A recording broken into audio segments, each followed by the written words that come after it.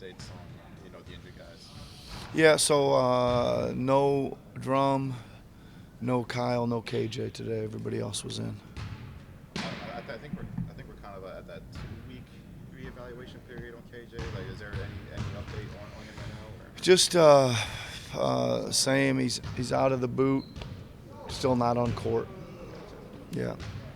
Yeah. As you look ahead to this Pelican matchup tomorrow, I think if Zion Williamson, if he does play, I guess like what kind of challenge does he present to you guys? Yeah. I mean, listen. He's big and powerful, as we all know, right? And usually the key to those guys is having some guys that can stand in there and take some of that.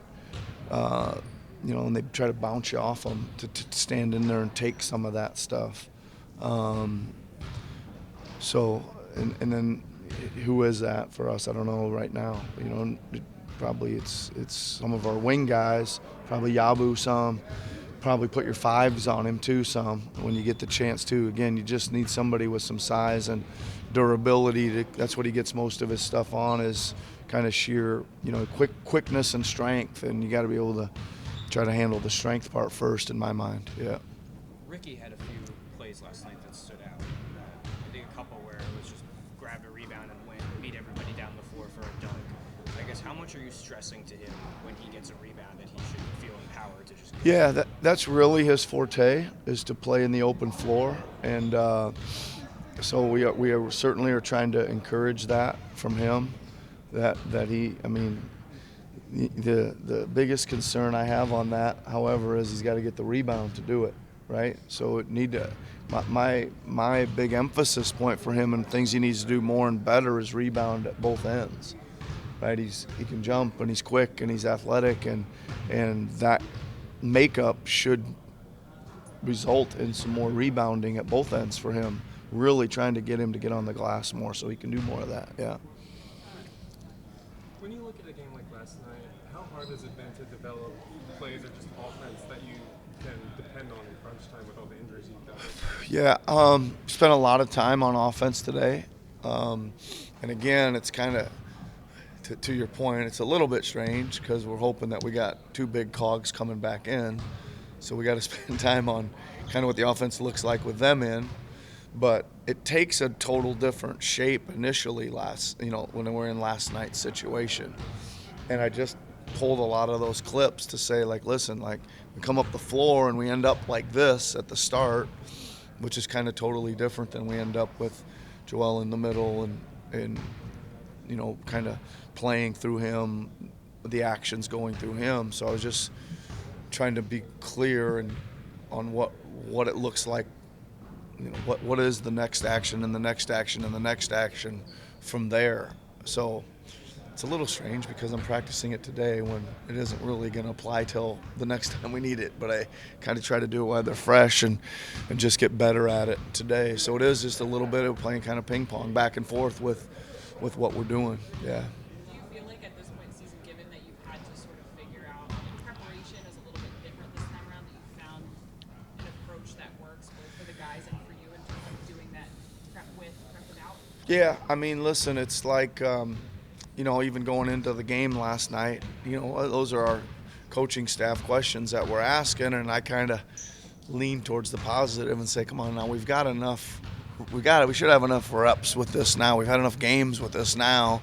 But again, for some reason, it seems like it takes us a minute to kind of readjust to it and make the reads. I mean, we spent most of the timeouts last night telling them, like, this is how they're playing it. This is what the read's going to be, right? And again, that kind of grows as the game goes on, and then they change some schemes, and you got to adjust again.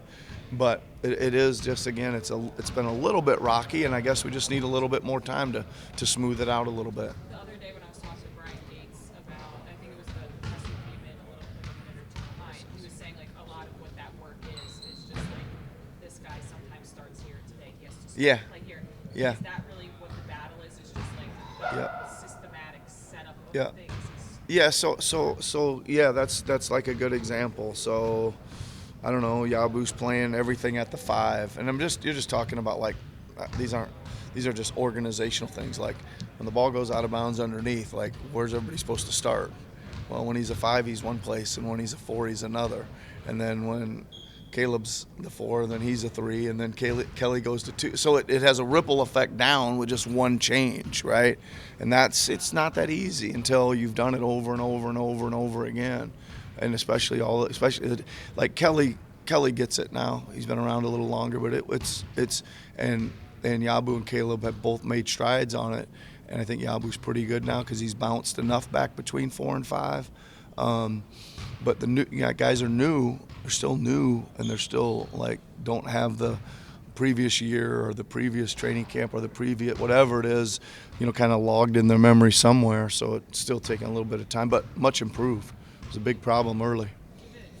That it's like the culmination of new guys and injuries and whatever. Is this the kind of the deepest into the season that you kind of work on that stuff? Probably, yeah. I mean, it is. I feel like we're still like in a very early stages on a lot of stuff. But in saying that, it has forced us into continuing to go over it, and it gets a little monotonous for these guys. But that's where we got to come in and say we don't have the luxury to treat it monotonously. We don't. Like we got to treat it, with the urgency that it needs, and that just takes a little harder coaching on my part sometimes. No problem. With Ershon, you talked about his IQ and Yep. how he sees the floor so well. Do you foresee maybe explore using him as kind of like an offensive hub in certain lineups, or is that maybe just As an offensive what? like an offensive hub, like a guy you can kind of like play off of as far as like maybe putting him on the elbow and kind of moving forward? Oh, right. A Or is that hub. something Okay, sorry, I didn't. Yeah.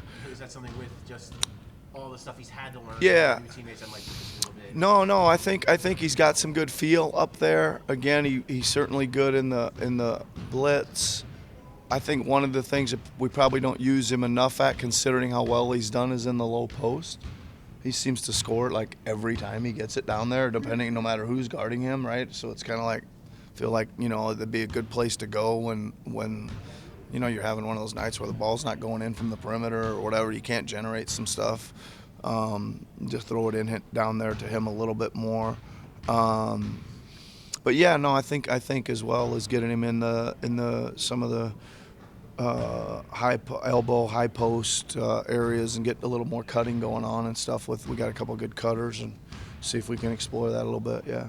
Given all the newness and the guys in now, what goes into the approach and the structure of ATOs? Yeah. Given those challenges. Yeah.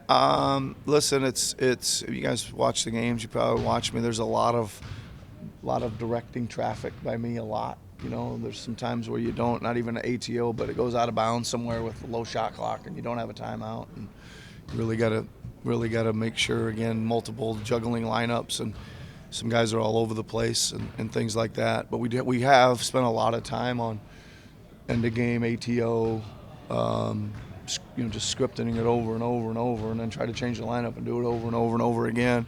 And they've done a pretty good job. They've executed pretty well. Yeah. All right. Thanks, everybody. Thanks. Yep. Appreciate it.